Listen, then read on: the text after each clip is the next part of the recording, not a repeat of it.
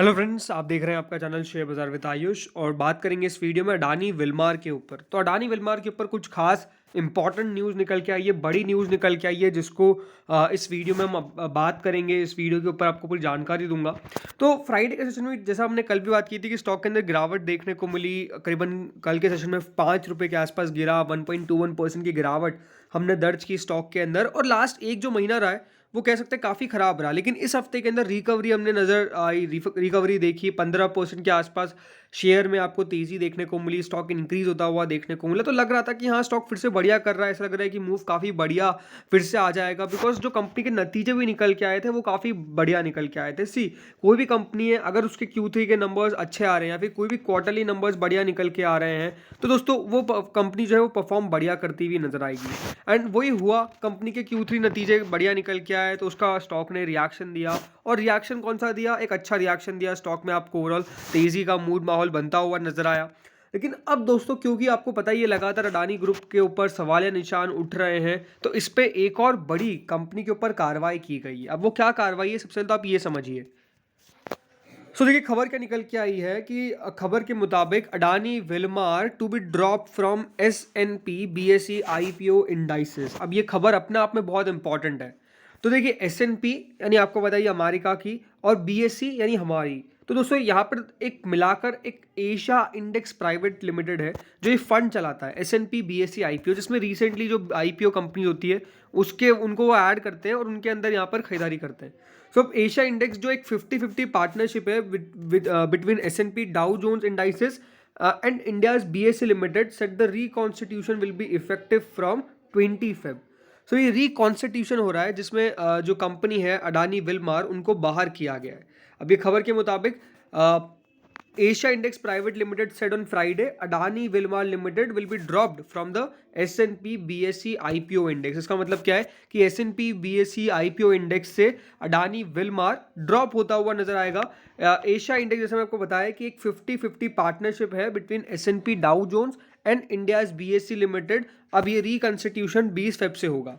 तो ये दोस्तों खबर बेसिकली निकल के आई है। अब ये अपने आप में एक इंपॉर्टेंट बात समझने वाली है कि क्या ये जो रिकॉन्स्टिट्यूशन हुआ है ये इसका पीछे कारण क्या फिर से हिंडनबर्ग रिपोर्ट है रिकंस्टिट्यूशन के, या फिर ये एक मामूली सी बात है, राइट? ये भी अपना आप में एक इंपॉर्टेंट बात है, बिकॉज अगर आप अडानी विलमार को देखेंगे तो हाँ, ऐसा नहीं कि समय नहीं हुआ है, स्टॉक को समय हो गया है, IPO को आए हुए समय हो चुका है।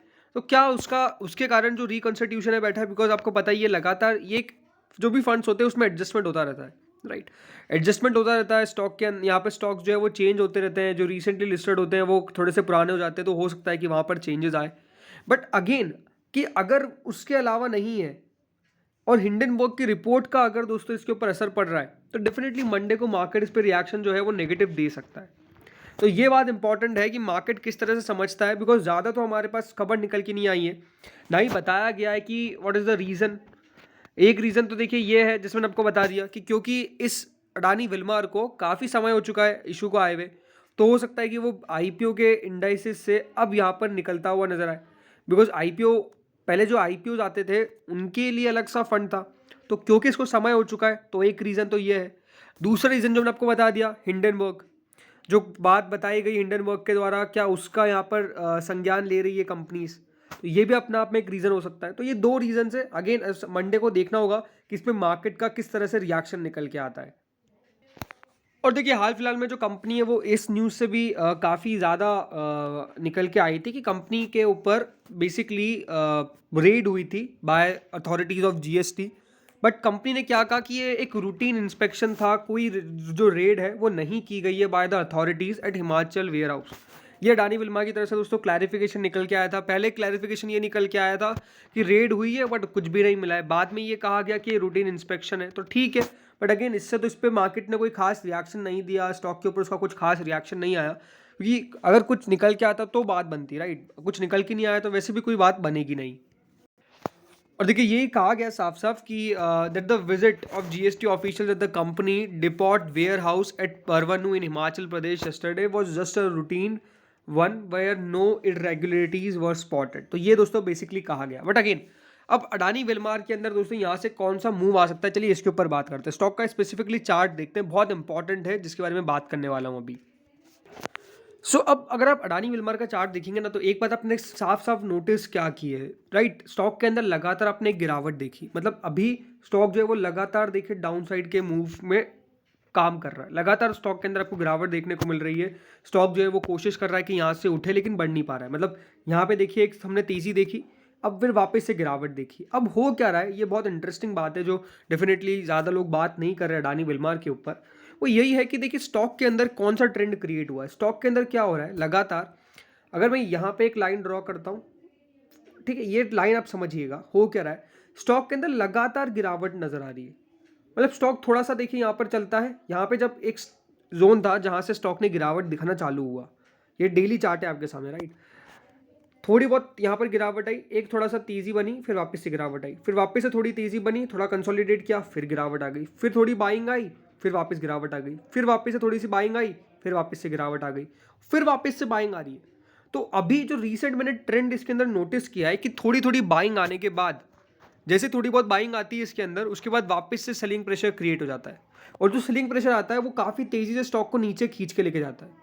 तो इस बार आप मान के चलिए कि अभी जो रिसेंट के लेवल्स हमने विटनेस करे हैं, यानी ये जो लो बना है करीबन इधर के आसपास का, अगर इसको एग्जैक्टली मैं बात करूं, वो जो लेवल है वो याद रखिएगा करीबन यहाँ का निकल के आता है।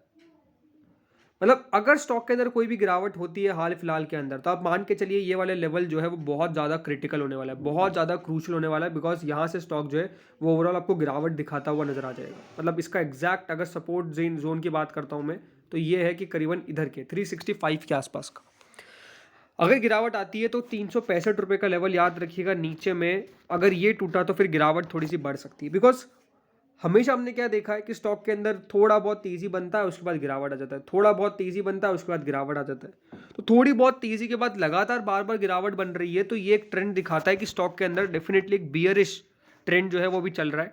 बियरिश ट्रेंड का मतलब यही है कि एट ऑल बाइंग स्टॉक के अंदर आप सेलिंग प्रेशर देख रहे हैं। थोड़ी बहुत बाइंग यहाँ पे आई, फिर वापस से सेलिंग हो जाएगी। जरूर न्यूज़ फ्लो के कारण आपने इतनी सारी लगातार red candle red candle red candle बनती हुई देखी, लेकिन उससे पहले भी जब न्यूज़ निकल के नहीं भी आ रही थी, तो स्टॉक में ट्रेंड एग्जैक्टली सेम था। हर थोड़ी सी बाइंग के अंदर देखिए यहाँ पर बाइंग, सबसे पहले सेलिंग आई, फिर थोड़ी सी बाइंग आई, फिर वापस से सेलिंग आ गई, फिर वापस से लगातार सेलिंग बनती रही, और फिर एक तेजी से selling pressure I. Because stock ने क्या किया, स्टॉक्स पहले तो एक जोन में मूव कर रहा था, ये जैसे कि एक जोन है। अब स्टॉक ने जैसे ही ये वाला जोन तोड़ा, आप देखिए स्टॉक के अंदर कितना ज़्यादा सेलिंग प्रेशर आया। तो हमेशा दोस्तों मार्केट्स के अंदर अगर आप टेक्निकल समझते हैं, तो ये आपको पता ही है कि अगर कोई भी जोन का ब्रेकआउट या फिर ब्रेकडाउन आता है, तो स्टॉक में बड़ी गिरावट आती है, और एग्जैक्टली वो हुआ। अभी क्या हो रहा है, स्टॉक जो है वो शायद तक इस जोन के आसपास मूव करने वाला है। अब देखना है कि इस जोन के बाद वापस ऊपर निकलता है, तो फिर ये एक रेजिस्टेंस आ जाएगा। फिर अगर यहाँ से और ऊपर निकलता है, तो उसके ऊपर का एक जोन आ जाएगा। तो अभी ओवरऑल मूव जो है वो मुझे लगता है कि स्पेसिफिकली थोड़ा सा डाउन ट्रेंड वाला है। अब देखते हैं मंडे को क्या होता है, बिकॉज अगर कोई भी गिरावट होती है इसके अंदर, तो फिर वापस से यहाँ पर याद रखिएगा 365 का लेवल दिमाग में, बिकॉज अगर वो लेवल टूटा तो फिर गिरावट यहाँ पर पक्का है, ये मुझे साफ साफ नजर आ रहा है। तो इस वीडियो में तो इतना ही था। होप सो वीडियो बढ़िया लगा होगा। Thank you friends for watching this video.